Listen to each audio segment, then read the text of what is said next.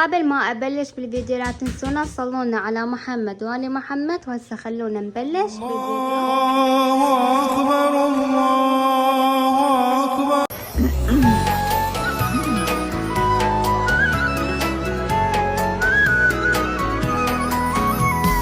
مرحب مرحب يا هلال، أهلا أهلا كيف الحال؟ مرحب مرحب يا هلال، أهلا أهلا كيف الحال؟ قد غبت وإليك اشتقنا، وانتهى بعدك صار وصال. نعطي صبرا نأخذ أجرا، والله يرانا ويسمعنا. نغفر زلا نوصل أهلا، لأن رمضان يجمعنا، لأن رمضان يجمعنا. هاي حبايبي، كيفكم؟ ان شاء الله تكونون بألف خير. رمضان كريم ينعاد عليكم بالصحة والسلامة. واليوم رجعت لكم بصة جديدة من مطبخ الشيشة.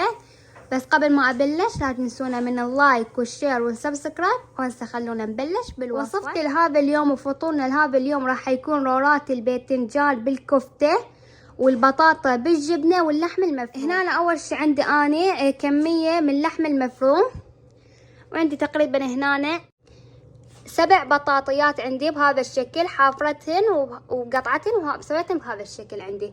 هنا عندي الباذنجان منقعته بمي وملح حموشنه وما يشرب عندي هواي دهن. هسه خلونا نبلش اشوفكم شو اسوي باول. وهسه خليته على النار اللحم، راح احمسه اول شي نوبه. اشوفكم الخطوه الثانيه، احمسه نوبه ارجع لكم. عندي هسه انا هذا اللحم بعد ما صار عندي بهذا الشكل، راح اخليه اول شي ينشف من المي مالته.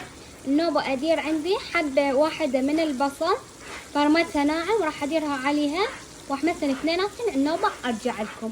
وهسه قلت لكم على هذا البصل بهذا الشكل. هسه راح نحسن شويه النوبه ارجع. هسه عندي انا بهاي المرحله راح اسوي عندي هاي البطاطا مثل ما قلت لكم، قشرتها وقطعتها وسويتها عندي بهذا الشكل.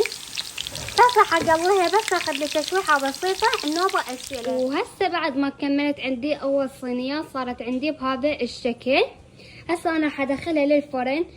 قبل ما اشوفها المي مالتها يبدي ينشف عندي، راح ارشلها من الجبن او نبى ارجعها للفرن. وبعد ما صارت عندي بهذا الشكل، بعد ما استوت يعني، هسه راح ادير عليها الجبن واخليها شغله دقيقه دقيقتين نبى اطلعها. اشوفكم شكلها الاخير. هسه خلونا نبلش بالصينيه الثانيه. هسه انا حبلش بالوصفه الثانيه. قلت لكم بعد ما قليت عندي الباذنجان صار عندي بهذا الشكل. هسه راح ابلش احشيه. هذا احط من حشوة اللحم المفروم اللي سويناها. طبعا من تخلون البهارات عبارة عن بس ملح، وإذا تحبون بهارات كفتة. انا خليت بهارات كفتة وملح، لا تكتروا لان احنا راح نسوي صلصة ببطنها. بهذا الشكل. هسه اني راح استمر بهذا الشكل لحد ما تكمل عندي الصينيه. ما برجع. وعندي اول شي هنا اني للصلصه عندي خاشوقه من دبس الفلفله، وخاشوقه من معجون الطماطم، ومي وكركم وشويه من الملح، رشه يعني بسيطه من الملح ترشون. وهاي الصينيه بعد ما كملتها صارت عندي بهذا الشكل. هسه راح ادير عليها المرقه اللي سويناها وادخلها الفرن.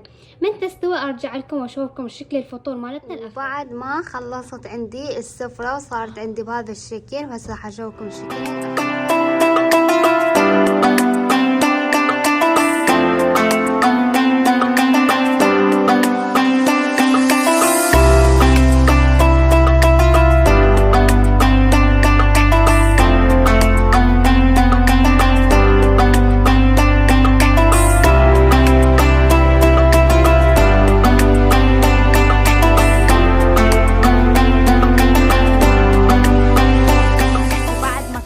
عندي هذني الصينيتين، هاي البطاطا باللحم المفروم والجبنة والصلصة البيضة. هنا طبخت عندي رز وسويت عندي بهذا الشكل. وهاي رورات الباذنجان باللحم المفروم والمرقة الحمراء. وبعد ما صارت عندي بهذا الشكل. وهاي فطورنا لهذا اليوم. وسهمكم بألف عافية. وهذاك الكباب الأخويا، وهذا فطورنا هذا اليوم. في نهاية هذا الفيديو لا تنسونا من اللايك والشير والسبسكرايب. هسه حبايب راح اقولكم باي باي.